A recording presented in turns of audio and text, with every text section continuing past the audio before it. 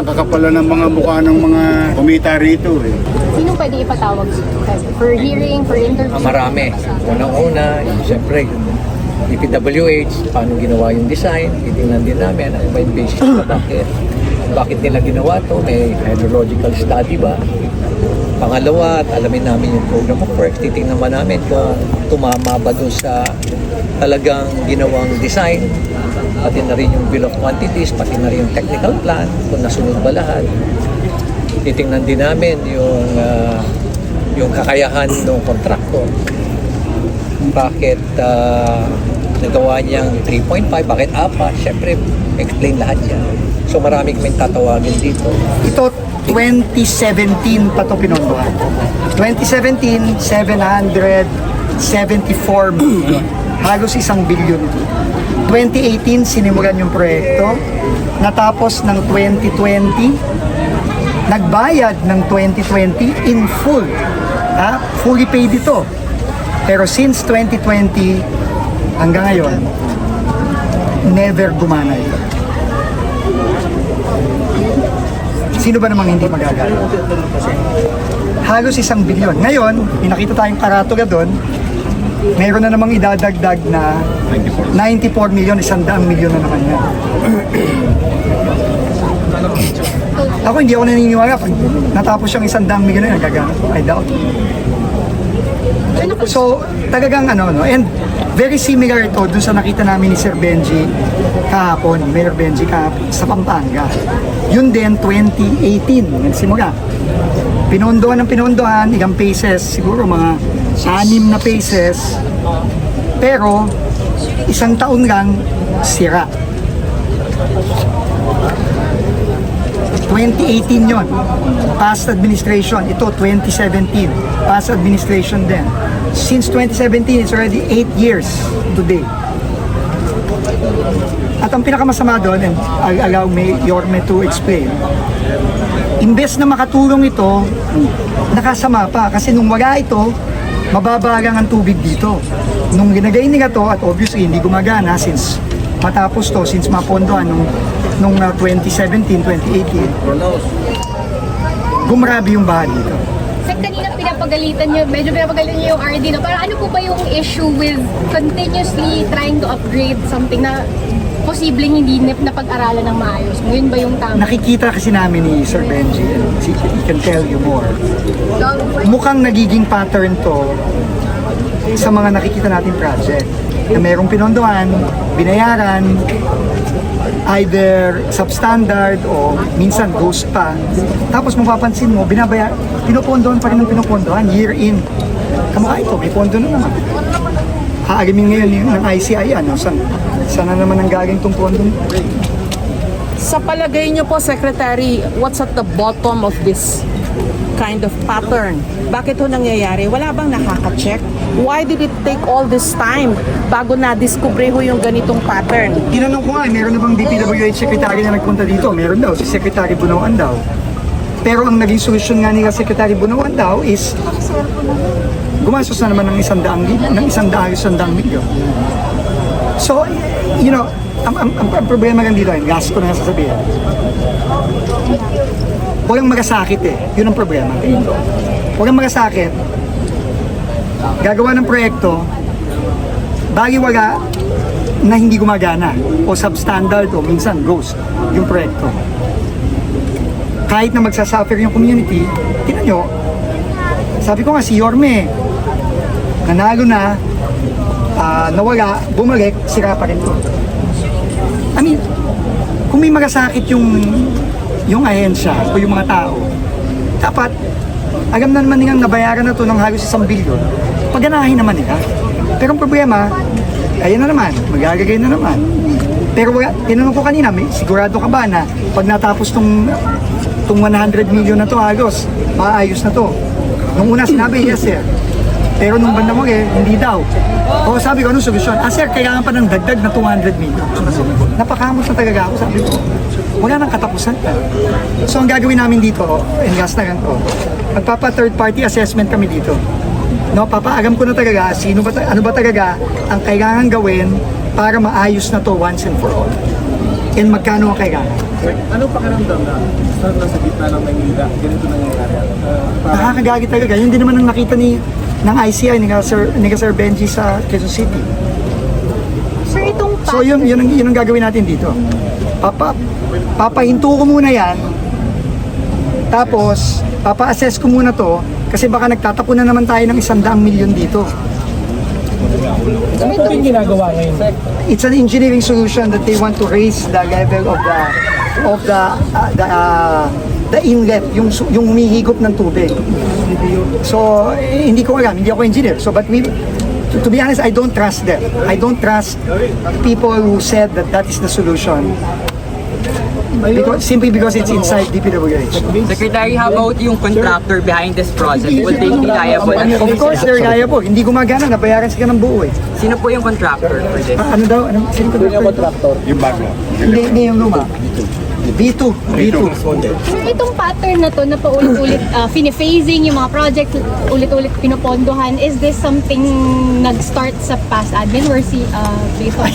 I think this has started way, I don't know when. But clearly, this is proof. Yung kahapon, 2018 yun. Ito, 2017. So, I mean, kaya tama din yung EO ng Pangulo na 10 years eh. Tama lang yun eh, yung trabaho ni Sir Benji. 10 years eh. And all infra, not just pasagitan mo natin si Kayor. Sa local lang to, sa local. Kasi naging usap sa Maynila lang po. Naging usapin to nung kampanya eh. Wala mga congressman dito nagpapaliwanag. Just lang okay naman daw to, medyo sirado ng konti. Anong sira ng konti? Hindi nga gumana. Hindi nga gumagana to since Parang natapos eh. na-downplay lang yung issue na to, sir. Hindi ko alam. Mayor, ano dito comment mo? This is the greatest scandal of District 2, Manila. Hindi ba tayo nahihiya sa mga taga-sunog po? Ulitin natin. You go around, you ask the people around. Nung wala tong pumping station na to, manageable ang tubig dito. Kasi katabi namin ang ilog. Until mag-overflow ang ilog, saka lang kami makakatikim ng baha. In the absence of overflow, normal ang buhay namin. Nung nagkaroon ng pumping station, supposed to be flood control, it became flood uncontrolled ang sunog po. Ito yung unang-una. Ewan ko, you were there, all of you, during the height of At ito hindi yung unang nakita na. At hindi rin mayor I kino-ordinate. think this is never can coordinate. And I'm gonna tell you straight, kung nakilumayo, o tingnan ninyo, Walang kuryente. walang kuryente. Permit. Kasi walang building permit. Pag walang building permit, hindi yan bibigyan ng Meralco na napapower up. So, napapansin yan nila Mayor Magalo, na pinupuntahan nila sa ibang lugar, ni Secretary Vince. So, hindi lang yan nangyayari sa probinsya, pati dito sa Metro Manila. And ito, isa to sa pinakamalaking iskandalo ng Maynila. Itong District 2 ng Manila.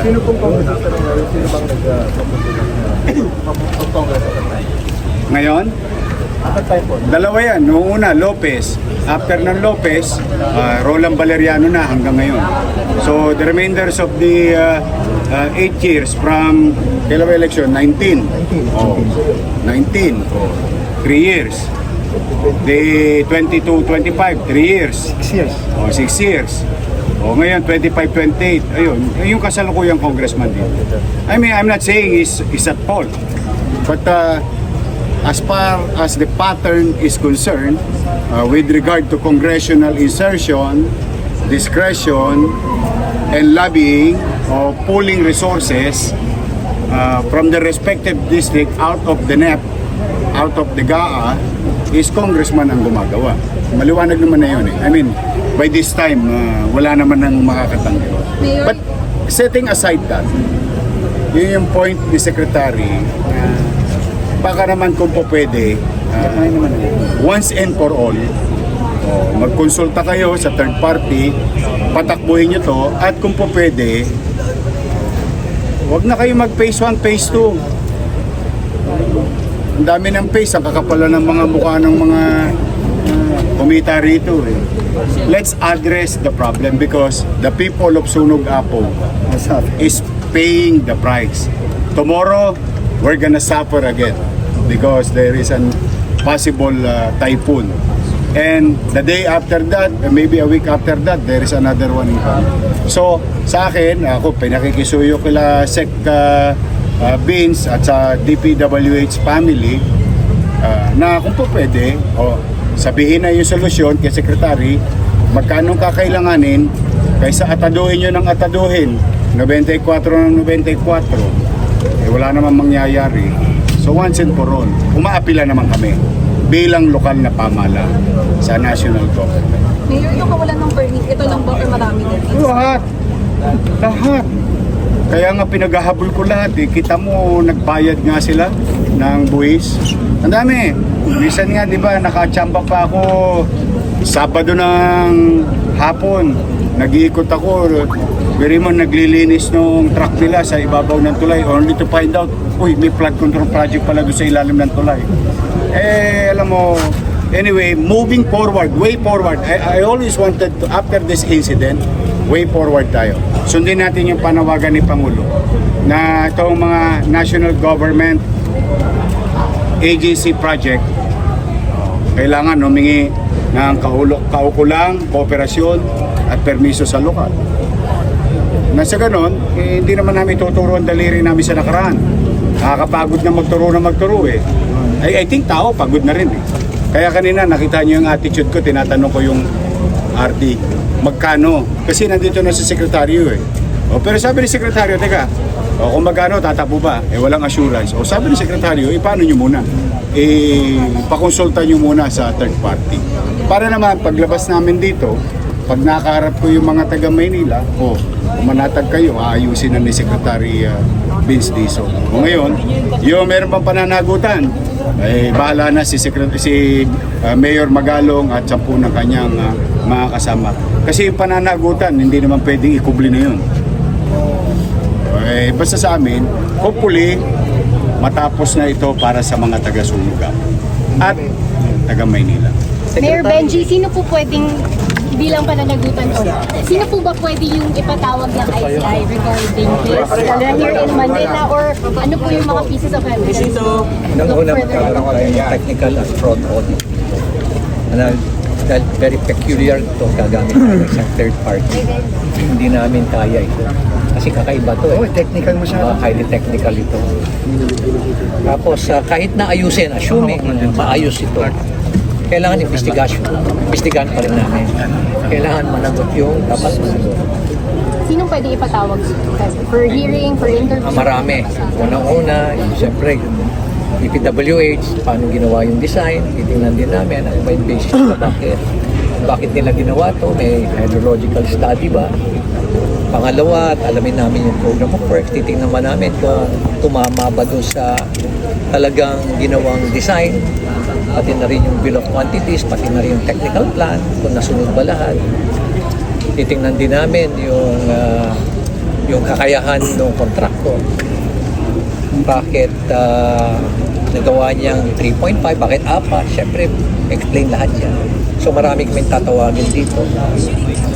Pati din ba sir, possible ba parang mga higher officials from past admin, lalo na nabanggit po na 2017, 2018 ba? Ay, oo naman. So, every time naman na nag-interview kami, may mga lumalabas na mga pangalan. Siyempre, susundan namin lahat yun. Tatanungin namin sila. Secretary, pasok pa po ba ito sa warranty para may mga backward? Parang hindi na magamit. Aagamin ko kasi matagal na. 5 years pa, aagamin ko. Importante tanong ka. Aagamin ko kung pasok ba sa warranty ito. Sa flood control na structure kasi 5 years. No? Hindi ko alam sa ganito kung ilang taon ng warranty. Pero importante dito, never kasi nang gumana ito eh. Never, tinurn over, binayaran ng buo, never gumana. Ang MMDA ayaw tanggapin to kasi nga hindi gumagana. So kailangan talaga managot dito. And I'm happy na papatawag ng ICI yung previous administrations dito. Kasi kailangan natin magaman.